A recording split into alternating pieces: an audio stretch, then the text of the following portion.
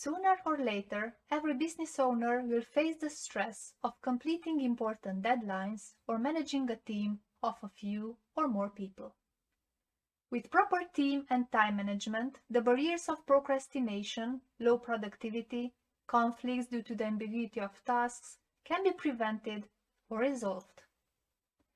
While team management means overseeing, managing, and building the team members through the daily operations of the company, time management is the way that you organize your own and your team members' time and plan how long you spend on specific activities. Online tools such as Trello or Google Workspace will help you in managing both the time and the team. In this video, you will get a closer look at Trello, while in our next videos, we will present how Google Workspace works. Trello is a collaboration tool which tells you what's being worked on, who's working on what, and where something is in process. In order to use it, you will first of all need to create an account on Trello.com. Once this step is done, it is important to understand the main elements of Trello. First of all, a Trello workspace is a way of grouping boards together to make sharing and collaboration easier. For example, artisans might have one workspace for every project they undertake or every product they produce. The second main element is the board, the place to keep track of information and to organize tasks. In a small artisan business, you might have boards for financial management, marketing, sales, and so on. The third main elements are lists, specific tasks or pieces of information organized in their various stages of progress. Under one board, you could have various lists with different sub-activities. In my case, for example, at marketing, I have one list for social media tasks, one for website development, one for marketing analysis, and the last one for the tasks that were done by me or the other team members. And last but not least, we have cards, which represent sub-activities that can be moved between the different lists. In my case, cards are to-do lists grouped under one activity to be done. Once you understand these main elements, all you have to do is to set up your own projects and workflow.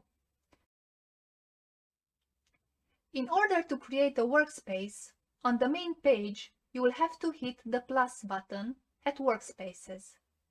Add a workspace name, type, and description, and add the email addresses of the members who are connected to the workspace. These members could be outsiders such as a marketing expert or an accountant, or an internal team member such as an artisan delivering products together with you. The second step is to create a board.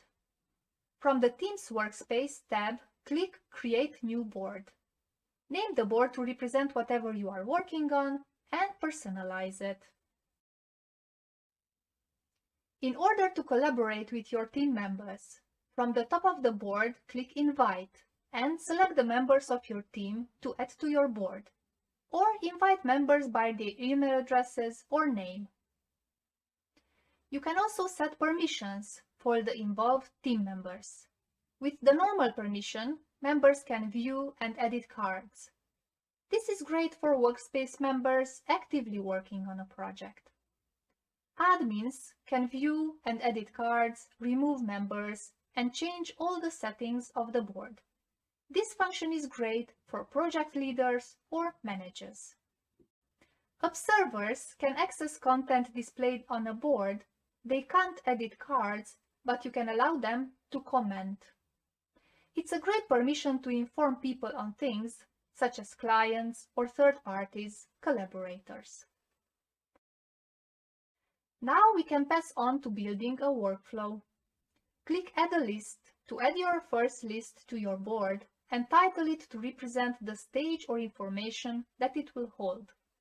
List names can be as simple as steps, like to do, doing, and done, or as detailed as needed for the work you are doing. The next step is to add cards. for each task that needs to be completed by clicking Add a card in the list. Keep card titles short to make it easier to scan and see the status of each card on the board. You can edit cards by adding card descriptions, members, attachments, deadlines, or comments. Card description can be instruction describing a context or even adding links for your team members to understand the tasks they have to carry on. Add members to cards to assign people to tasks and easily see who is doing what and what still needs to be done. Add checklists to cards that require subtasks or have multiple steps.